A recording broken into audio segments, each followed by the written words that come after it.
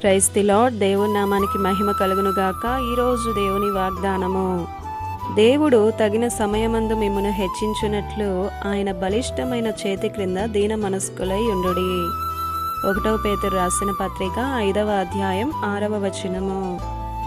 ఈ ఉదయకాల సమయంలో దేవుడు మనతోనే మాట్లాడుతున్నాడు. దేవుడు ఒక వ్యక్తిని తగిన సమయమందు హెచ్చిస్తాడు అని ఉంది. దేవుడు ప్రతి వారిని హెచ్చిస్తాడు. కాకపోతే హెచ్చించే సమయం అనేది ఆసన్నమవ్వాలి.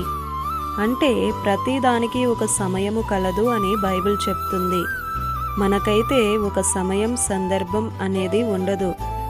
దేవుడు అలా కాదు, సమయానుకూలంగా ప్రవర్తించేవాడు, నడిపించేవాడై ఉన్నాడు. ఎన్నో ప్రార్థనల నిమిత్తం విజ్ఞాపనలు చేస్తాం, కానీ కార్యం జరగలేదు అని నిరుత్సాహపడిపోతాం. తగిన కాలమందు మన ప్రార్థనలకు ప్రత్యుత్తరమిచ్చే దేవుడు.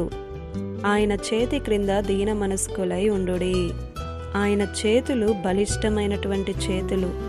ఆ చేతి నీడలో స్వస్థత, ఆరోగ్యం, అద్భుతాలు, విడుదల, గొప్ప కార్యాలు చేసే అద్భుతకరుడు. ఆయన అంటున్నాడు, దినమెల్లా నీ కొరకు నేను నా చేతులు చాపి ఉంచాను అని. ఆయన చేతి నీడలోకి వస్తారా? బలమైన కార్యాలు నీ జీవితంలో చేస్తాడు. ఆమేన్.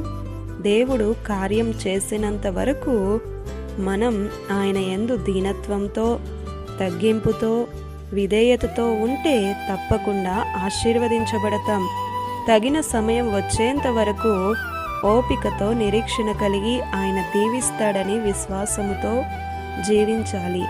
తగ్గించుకుని చేసిన సుంకరి ప్రార్థననే దేవుడు అంగీకరించాడు. ఎంత తగ్గింపు! నీతిమంతుడిగా మారిపోయాడు. ఈరోజు మనము కూడా తగ్గించుకుని దేవుని సన్నిధిలో ప్రార్థిద్దాం. దేవుని దృష్టికి నా ప్రియ సహోదరుడా, సహోదరి, తగిన సమయం వచ్చినప్పుడు ఆయనే మనలందరినీ హెచ్చిస్తాడు. ఈ దిన వాగ్దానం మనందరి జీవితాలలో నెరవేరాలని కోరుతూ దేవుని సువార్త పరిచర్యలో మీ సహోదరి Prasanna. God bless you. Amen.